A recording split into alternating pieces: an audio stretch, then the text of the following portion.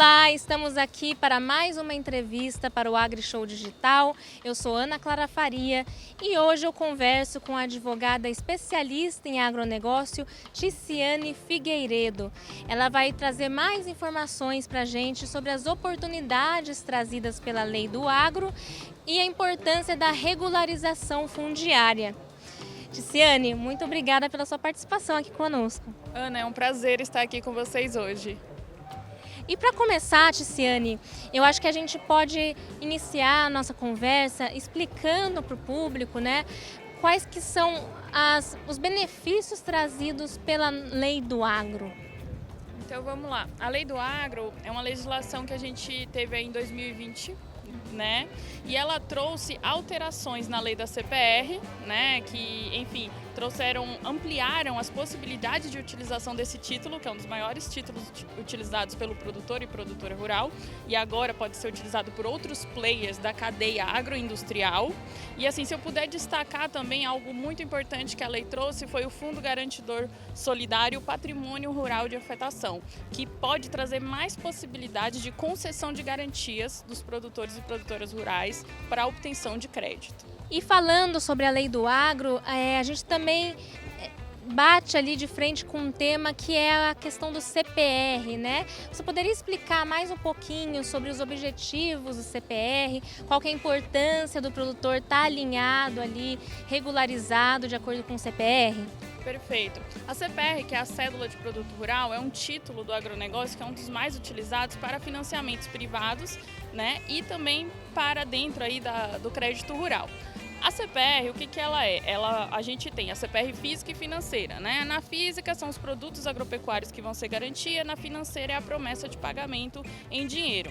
A grande questão da CPR é que quando a gente vai formalizar esse título, nós precisamos da documentação, que é o grande calcanhar de Aquiles do agronegócio. Por quê? Porque culturalmente nós temos essa questão do fio do bigode, de trabalhar com a documentação verbal, que até, né, juridicamente ela tem a sua validade, mas quando a gente vai trabalhar com terceiros, com os financiadores, começam as complicações, né? Principalmente porque ela não está formalizado, aí o proprietário falece, ou o arrendatário falece, ou as partes começam a entrar em conflito. Então tudo isso impacta na documentação e, consequentemente, tem impacto nos financiamentos.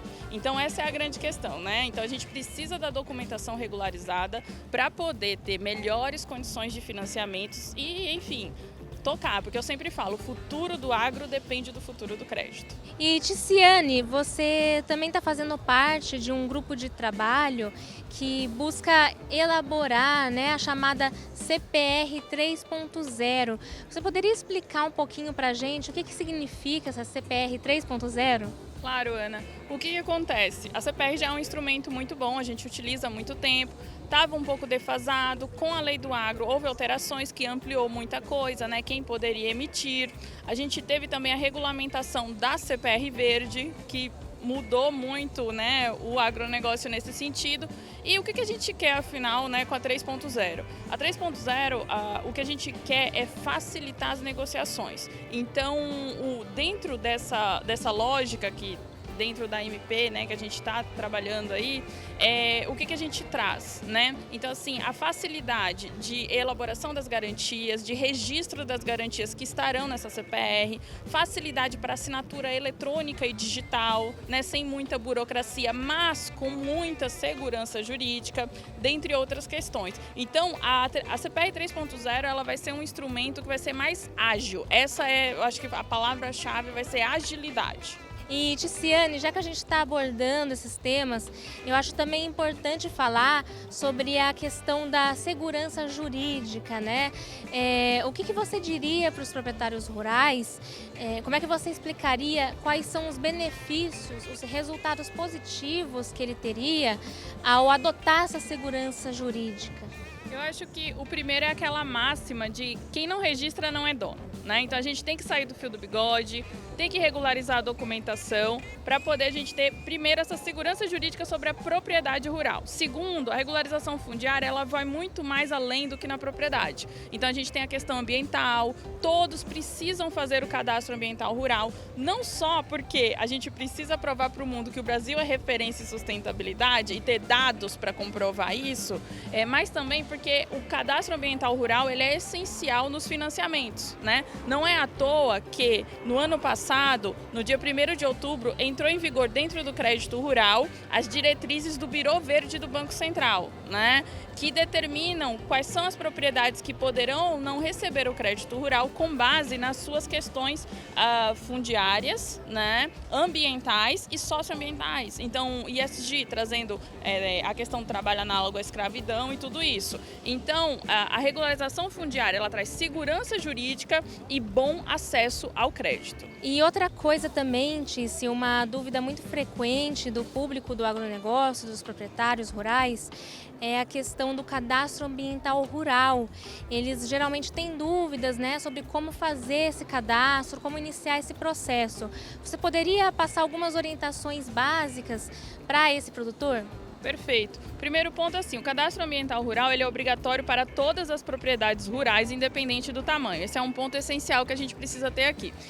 Como faz o cadastro? O cadastro ele é eletrônico, né? Então ele é digital, você faz na internet e é gratuito. No entanto, eu recomendo que se contrate profissionais especializados para elaboração, porque tem que determinar os croquis. Se declarar errado, pode ter uma consequência. Então, né, contratem.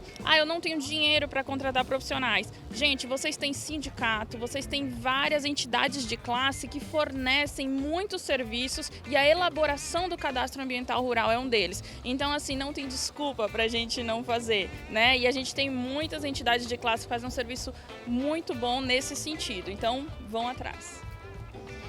E, Ticiane, como é que a gente pode orientar o proprietário em relação à compra ou venda de imóveis rurais, né? A gente sabe que tem ali essa dúvida, tem essa incerteza, para que o produtor se sinta seguro, né? Para que ele tenha essa segurança jurídica da regularização na sua propriedade.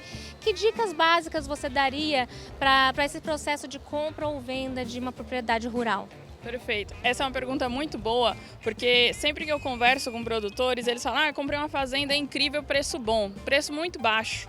E aí quando a gente vai analisar a fazenda, é o que eu chamo de cavalo de Troia, né? Porque quando a gente abre, tem tanta questão ambiental, passivo ambiental, que ela não vale o que foi pago, né? Então, qual é a dica? Fazer uma análise diligente. Não importa só se a propriedade é produtiva, se ela é um bom negócio, ela é um bom negócio juridicamente falando, quais são as questões ambientais ali, qual é a regularização ambiental que vai precisar ser feita, né? O proprietário que podia te vender, ele podia te vender, né? Ele não tem questões jurídicas que daqui a pouco alguém vai lá e vai tomar o imóvel de você numa ação judicial.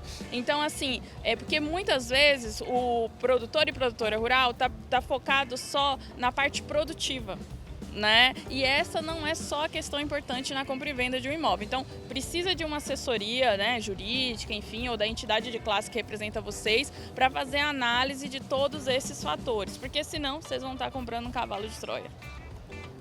E, Ticiane, outra questão também bastante comum é em relação a essas dúvidas em relação a arrendamento rural, né? Para aquele produtor que prefere arrendar ao invés de comprar, o que ele precisa ter para ter essa regularização ali da propriedade? Perfeito. Eu sempre gosto de ressaltar que, assim, quando a gente faz um arrendamento, a gente está trabalhando com a posse e não com a propriedade. Mas eu sempre ressalto o quê? A propriedade não é sua, mas o problema é seu. Então, você precisa entender qual é a situação daquela fazenda. Muitos se preocupam só, não, eu arrendei, eu vou usar aqueles hectares e pronto. Mas não, as consequências ambientais do proprietário, dos outros arrendatários, do antigo proprietário, podem afetar um financiamento, por exemplo, né? Quando faz a análise e vê que a área tem um embargo, ou seja, não foi um embargo produzido por você, mas a área está embargada e aí você não consegue um financiamento. Então, adiantou arrendar aquela área se você não pode usar? lugar? Não! Então essa parte precisa ser analisada. Um contrato muito bem elaborado, com as condições de saída, como você está recebendo a área e como você vai deixar a área, isso também é muito importante.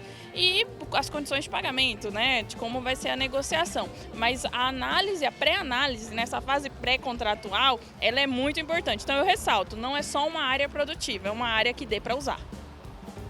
Muito legal, Ticiane. Mais uma vez, muito obrigada pela sua participação aqui conosco e até uma próxima oportunidade. Foi um prazer estar aqui com vocês. E nós encerramos por aqui a entrevista de hoje para o AgriShow Digital.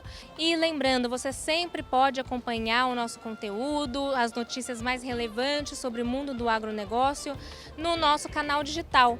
Acesse digital.agrishow.com.br e fique por dentro de tudo que está rolando no mundo do agronegócio brasileiro. Até a próxima!